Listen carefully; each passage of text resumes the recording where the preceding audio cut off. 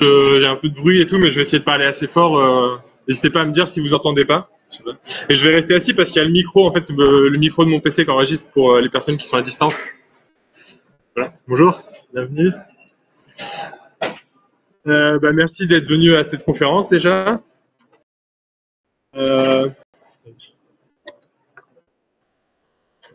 Le sujet, c'est utiliser l'intelligence artificielle en zone rurale chez les vétérinaires. Donc c'est notamment l'utilisation d'un modèle de machine learning quand on est en mode hors ligne, donc c'est-à-dire qu'on est sur une device qui n'a pas de connexion à l'internet. En fait, c'est une problématique qu'on a eu à résoudre chez un de nos clients. Et je vais essayer aujourd'hui de vous donner des pistes de comment est-ce qu'on a répondu à cette problématique. Je sais pas si vous m'entendez au fond, ça va? Ouais.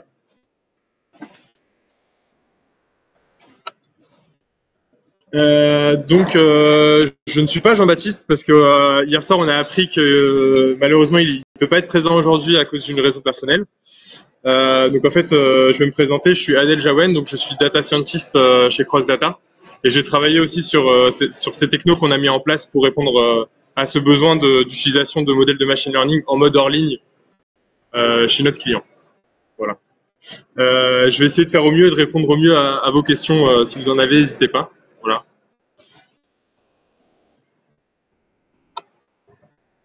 Juste pour commencer par nous présenter rapidement, du coup, CrossData, on est une société d'intelligence artificielle. Donc, on a 3 points dans notre métier. Donc, on fait du conseil et du diagnostic auprès de nos clients.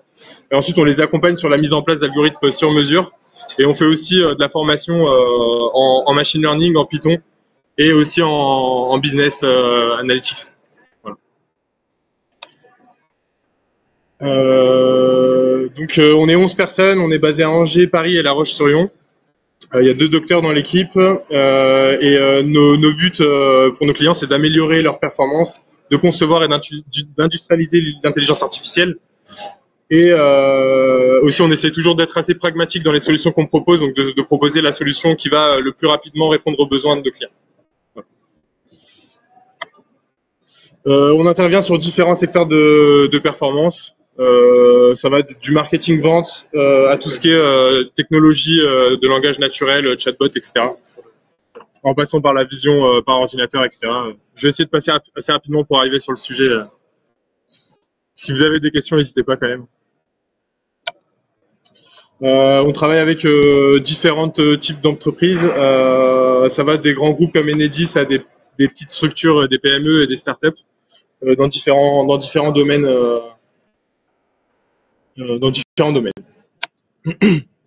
Donc aujourd'hui, ce qui nous intéresse, c'est la mission qu'on a eue avec le client Empovet, donc qui est une entreprise à mission, qui s'est donné comme but de faciliter le métier des vétérinaires bovins. Donc le principe, c'était de faire une application qui va aider les vétérinaires dans le suivi des interventions et dans l'aide à la décision quand ils se retrouvent face à un animal, et notamment de limiter l'usage des antibiotiques par des technologies de prévision en fait de la maladie chez les bovins, à l'aide de mesures du coup qui sont faites directement par le vétérinaire sur place. Voilà. L'objectif, voilà, c'était vraiment la prédiction de la maladie chez les bovins. Et pour faire ça, on a utilisé des algorithmes de data science, donc des algorithmes de machine learning, qui vont venir prédire la probabilité d'avoir telle ou telle maladie pour un animal en fonction des données qui sont prélevées sur l'animal. Donc ça va être des données de nombre de cellules, de certaines cellules dans le lait, de quantité de lait, etc. Et donc à partir de ces données-là, le but c'est de prédire si oui ou non il y a un risque, est-ce qu'il y a un risque élevé de maladie ou pas. Notamment la maladie de la mamite, qui est une infection chez les bovins. Voilà. Et du coup, la problématique métier qui nous intéresse aujourd'hui, c'est que chez les vétérinaires, quand ils vont faire un contrôle dans une ferme, il peut y avoir un risque que la ferme elle soit pas connectée à Internet, donc il n'y a aucune connexion. Et donc là, la problématique à laquelle on a dû répondre, c'est que quand le vétérinaire va utiliser l'application qu'on lui propose, il faut que le modèle de prédiction soit disponible même hors réseau. Ça veut dire qu'il n'y avait pas forcément moyen de récupérer le modèle, le faire tourner à distance et récupérer les résultats. Il fallait que tout soit possible directement dans l'application. Voilà, il y avait d'autres problématiques qui étaient une problématique d'ouverture des modèles à la communauté scientifique, c'est-à-dire qu'on voulait que des vétérinaires, des chercheurs vétérinaires puissent aussi contribuer en proposant des modèles et que ces modèles-là puissent être ensuite accessibles dans l'application. Et donc ça crée des enjeux techniques, donc des contraintes techniques, notamment le fait que du coup les modèles ils doivent être construits avec la stack data science Python classique. Alors je sais pas s'il y a beaucoup de techniques dans la salle, mais c'est une conférence qui va être assez technique. Je vais essayer d'être assez de vulgariser, mais s'il y a des questions, n'hésitez vraiment pas. Voilà. Mais en fait, du coup, enfin Python, c'est un langage qui est beaucoup utilisé en data science et qui est pas forcément enfin, en gros, la contrainte technique qu'on avait, c'était que des modèles implémentés dans cette technologie-là puissent être utilisés en mode hors ligne dans l'application. Et c'était une contrainte qui était assez lourde. Et du coup, on a utilisé le type d'application PWA. Donc, je ne sais pas si vous êtes, si vous connaissez ce type de technologie, mais en fait, c'est le fait d'utiliser le développement web, donc de faire une application web, mais qui va tourner sur une device portable, mobile, donc comme un téléphone, mais du coup avec les mêmes avantages qu'une application native pour mobile, mais en utilisant plutôt le développement web. Donc voilà. Et il fallait que ce soit accessible du coup en mode en ligne. Au niveau des solutions techniques qu'on a retenues, du coup on a utilisé les technologies WebAssembly et PyOdid pour le développement de l'application PWA. Donc je m'excuse par avance, hein, ça va vraiment être un peu technique par la suite. Voilà. Et pour le back-end, on a utilisé le framework Django et un framework de MLOps, MLflow, donc qui permet de gérer le versionning des modèles, la mise en production des modèles de machine learning. Donc de rendre accessible à une URL un modèle de machine learning, de pouvoir le télécharger et l'utiliser ensuite.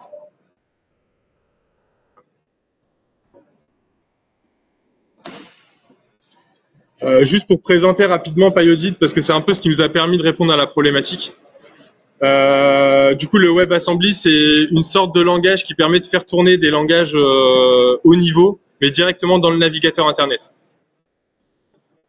Voilà. Et couplé à PyOdid, ça permet d'exécuter. PyOdid, c'est on va dire une version de Python qui va justement pouvoir être utilisée dans le WebAssembly. Donc, c'est-à-dire qu'on peut utiliser donc Python directement dans le navigateur Internet. C'est une technologie qu'on a utilisée pour répondre à cette problématique. Rapidement, l'historique, c'est le WebAssembly, ça a vu le jour en 2017. C'était disponible dans les 4 navigateurs et ça a mis un peu de temps quand même pour que toute la stack Python Data Science soit disponible dans cette techno-là et que du coup on puisse dans le navigateur venir exécuter du Python et du coup des modèles de machine learning qui utilisent ce langage. Je ne sais pas si c'est clair pour tout le monde. N'hésitez pas à m'interrompre. Voilà un schéma de principe du coup de la solution. On a d'un côté du coup un scientifique de la donnée, donc un data scientist qui vient créer des modèles de machine learning, donc sur des jeux de données, etc., qui les entraîne. Il publie ces modèles-là donc avec le framework MLflow qui permet de gérer le versionning de ces modèles, de les mettre en ligne, de les déployer, de les rendre accessibles. Il y a un back-end de l'application qui vient échanger avec MLflow pour récupérer les modèles et qui les rend disponibles dans l'application. Et donc là, en vert, c'est les différentes contraintes qu'on a abordées juste avant. Les scientifiques doivent pouvoir utiliser la stack Python. Il doit pouvoir y avoir un contrôle du métier sur les modèles qui sont utilisés, qui sont rendus disponibles dans l'application. C'est-à-dire que parmi tous les modèles qui sont créés, il faut pouvoir choisir le bon modèle qui convient aux administrateurs du site. Et l'application, parfois, peut être coupée d'Internet. Et là, on va du coup aborder maintenant chacune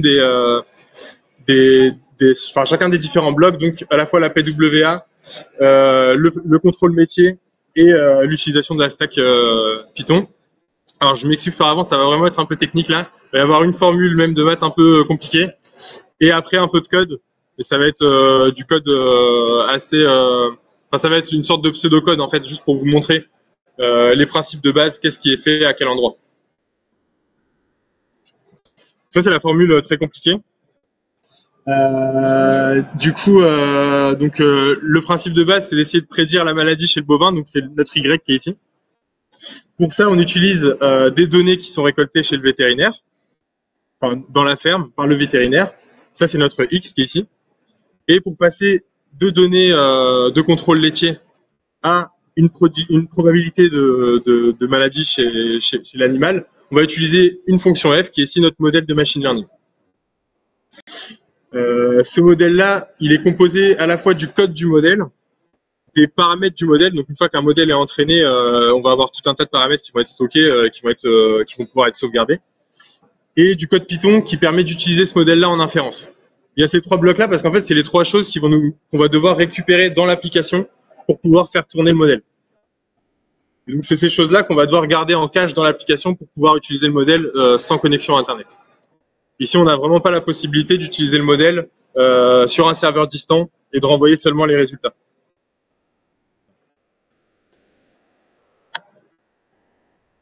Donc sur la partie du coup application, ici on a un bout de code donc qui va pas tourner, hein. C'est vraiment simplifié, c'est vraiment pour donner une idée de comment ça fonctionne. Ça c'est le code du coup JavaScript qui est dans l'application et qui va nous permettre d'initialiser un modèle de machine learning qui va pouvoir tourner en mode hors ligne. Ici, on voit qu'on commence par lancer du coup un worker qui va nous permettre du coup, bon, je grossis un peu, mais qui va nous permettre de pouvoir exécuter le code du modèle sans bloquer complètement tout le reste du front de l'application dans le navigateur. C'est-à-dire qu'on lance juste ça un peu à côté, ça tourne, voilà. On a un bout de code qui nous permet de télécharger le modèle dans le web worker et un bout de code qui va nous permettre de lancer une prédiction. Ici, il n'y a pas toute la gestion du fait que on va devoir gérer le cache. C'est-à-dire que si on est en mode hors ligne, on va plutôt aller voir dans le cache. Si on a une connexion Internet, alors il va falloir vérifier auprès du serveur si oui ou non il y a un nouveau modèle qui est arrivé. Est-ce qu'on doit mettre à jour le modèle dans l'application ou pas? Voilà. Ici, c'est le bout de code qui initialise le web worker. Donc les principales choses à noter, c'est qu'on va commencer par charger la librairie PyOdid, donc l'interpréteur Python qui va tourner dans le WebAssembly. Ensuite, on charge tout un tas de librairies aussi, notamment CloudPickle. On l'a noté parce que c'est la librairie qui va nous permettre d'encoder en fait les modèles. En fait, c'est un encodage qui est propre à Python et qui peut aussi être utilisé dans PyOdid. Donc c'est ce qui fait qu'on a pu avoir des échanges et charger le modèle de machine learning dans PyOdid, c'est qu'il y a cet encodage commun en fait entre PyOdid et Python. Voilà. Et du coup, la chose importante aussi, c'est qu'on a vraiment une interaction entre le JavaScript qui tourne d'un côté et le Python qui tourne dans le web worker. On a des échanges de données entre les deux modules. Et ça ici, on le voit ici par l'utilisation du self. Un certain attribut. Quand on utilise cette notation, en fait, tout ce qui va être dans les attributs de cet objet-là vont être accessibles dans le Python ensuite, qu'on utilise. Et donc, ça nous permet du coup de récupérer les entrées du modèle dans le Python, de faire tourner le modèle et ensuite de retourner les résultats dans le JavaScript pour pouvoir les récupérer, les afficher dans l'application, etc.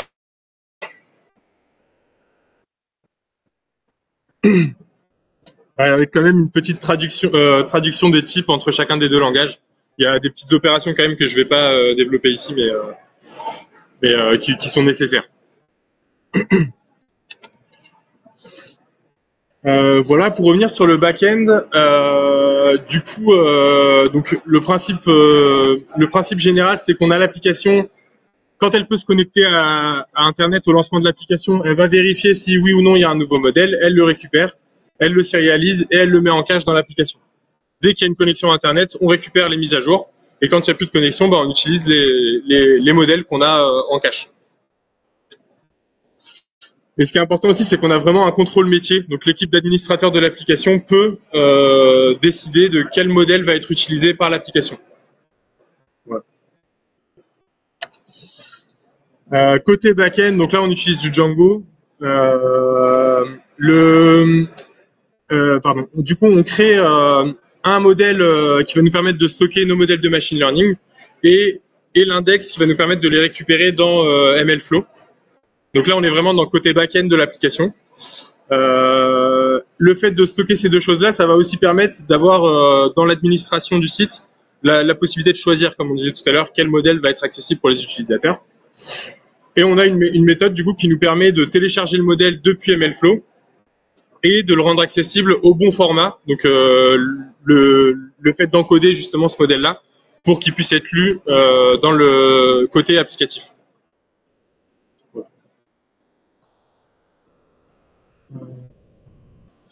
Vérifiez juste que j'ai rien oublié. Ça doit être bon. N'hésitez pas si vous avez des questions, même à ce moment. Oui.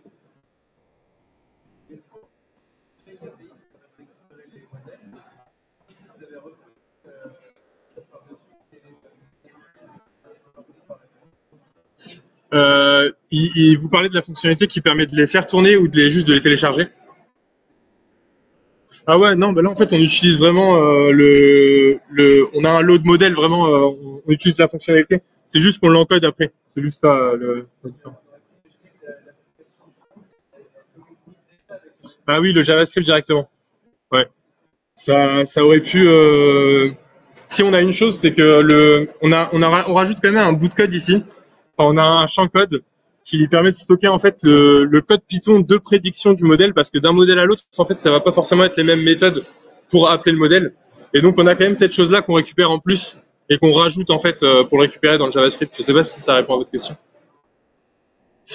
Juste pour les gens qui sont en ligne, je vais répéter votre question pour qu'ils puissent peut-être comprendre la réponse. Du coup, ce qui était demandé, c'est pourquoi est-ce qu'on n'utilise pas directement la méthode euh, prévue par MLflow pour récupérer le modèle directement dans le code JavaScript de l'application. Et du coup, ce que je disais, c'est qu'il y a un bout de code qu'on récupère en plus qui va permettre du coup dans PyAudit de savoir quel code exécuter pour lancer une prédiction. Voilà. Est-ce qu'il y a d'autres questions à ce moment-là? Oui.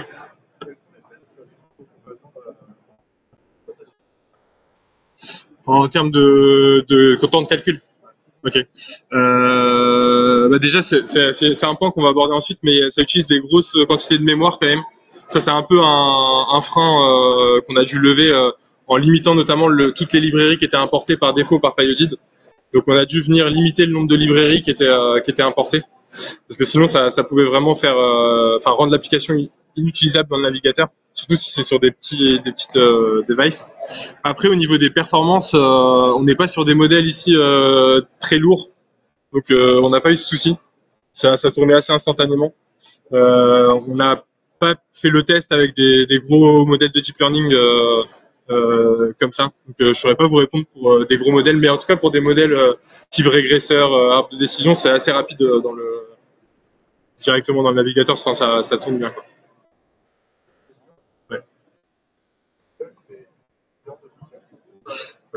Non, à ma connaissance, c'est la même chose. Ouais, c'est pas... Ah oui, c'est vrai. Je vais juste répéter la question, désolé. Du coup, la question qu'on a eue, c'était... excusez-moi, vous pouvez la redire? Ah oui, c'était au niveau des performances en termes de temps de calcul dans PyAudit pour les modèles. Et du coup, vous avez déjà entendu ma réponse, mais je disais qu'on a utilisé des modèles assez peu gourmands en termes de coût de calcul. Donc, on n'avait pas eu de souci de performance nous, de notre côté. Est-ce qu'il y a d'autres questions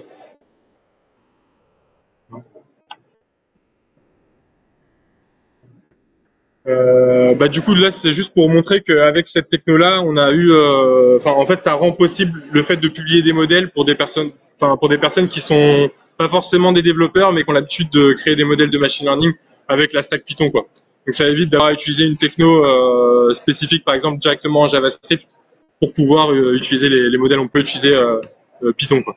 Voilà. Ouais.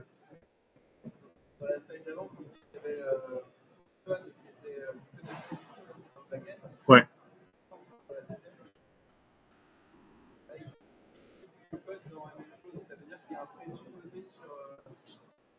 C'est ouais. En fait, du coup, en fait, c'est un peu la seule chose qui est changée par rapport au fait de développer juste un modèle générique. enfin un modèle de manière comme on le ferait tous les jours. C'est qu'ici, quand on entraîne notre modèle, on doit en effet, enfin nous, ce qu'on a fait, c'est de prévoir le fait. Et il me reste 5 minutes, donc je vais essayer d'aller assez rapidement. C'est de prévoir en fait une fonction, donc getPredictCode, qui va permettre dans une chaîne de caractères, de renvoyer le code qui permet d'avoir une prédiction. Et ici, on voit qu'il y a une dernière ligne qui affiche juste la prédiction. En fait, ça c'est juste parce que PyOGID, dans son retour, il va attendre du coup d'avoir juste la dernière ligne, il va lire le résultat et c'est ce qu'il va renvoyer dans le JavaScript. Je sais pas si c'est clair pour tout le monde cette partie-là.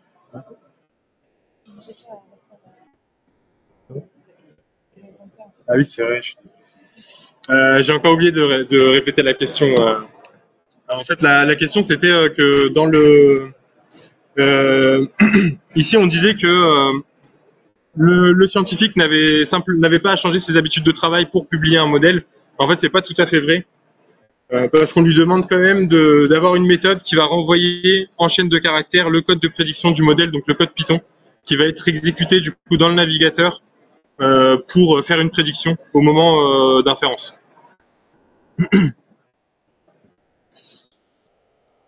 Du coup, en conclusion, et on va avoir un petit peu de temps pour les questions qui restent. Ce qu'on disait tout à l'heure, c'est qu'en effet, c'est assez gourmand en termes de mémoire. Donc, on était à 200 mégas de mémoire simplement pour charger PyOGID et scikit-learn. Quand on chargeait toute la stack avec SciPy, Pandas, etc., on était du coup au total à 1 giga de mémoire, donc ce qui n'est pas forcément raisonnable pour une application mobile, enfin pour une application PWA. Donc on a été obligé d'optimiser les modèles. Il y a parfois des bouts de fonctions SciPy qu'on a dû recoder juste pour pas avoir à importer le module. Donc ça peut être ce genre d'adaptation qu'on peut avoir à faire. Mais sinon, ça nous a quand même permis de répondre aux enjeux, qui étaient d'utiliser la stack Python classique pour faire du machine learning en mode Erlang dans le navigateur, de permettre aux biologistes de proposer des modèles de leur côté et d'utiliser les modèles en mode Erlang surtout. Je vous remercie. Yes.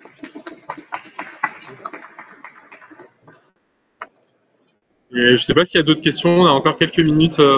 3. Oui.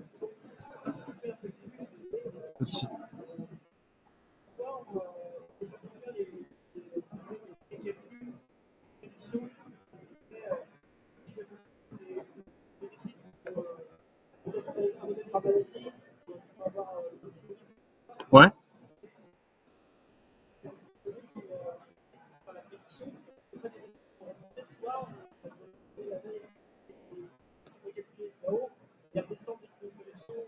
Ouais. Du coup, la question, je vais juste la répéter. Merci. La question c'est est-ce que c'était possible dans ce cas-là de remonter les informations, de faire le calcul sur le serveur et de faire ça en asynchrone en fait au moment où il y a une connexion qui est trouvée, et puis ensuite quand il y a une connexion de redescendre les résultats et de les avoir. Et en fait c'était pas possible tout simplement parce que le vétérinaire qui va visiter une ferme, il va rentrer les données en live et il doit il doit prendre une décision sur le moment pour donner des antibiotiques ou non à l'animal, prescrire des médicaments, etc. Donc en fait, il y avait vraiment un enjeu de direct, quoi. Euh, je suis désolé, j'ai pas. Non, c'est vraiment un vétérinaire qui utilise l'application et qui va faire un contrôle et qui va du coup rentrer les données directement et avoir sa prédiction dans l'application.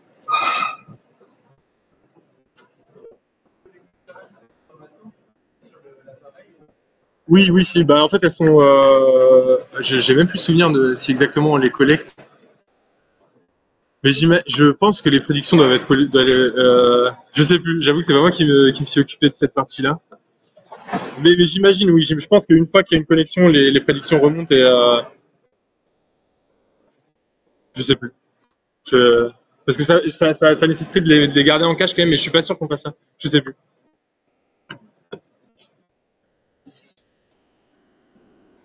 Et s'il n'y a pas d'autres questions, je vous remercie pour votre attention. C'est la fin. Merci beaucoup.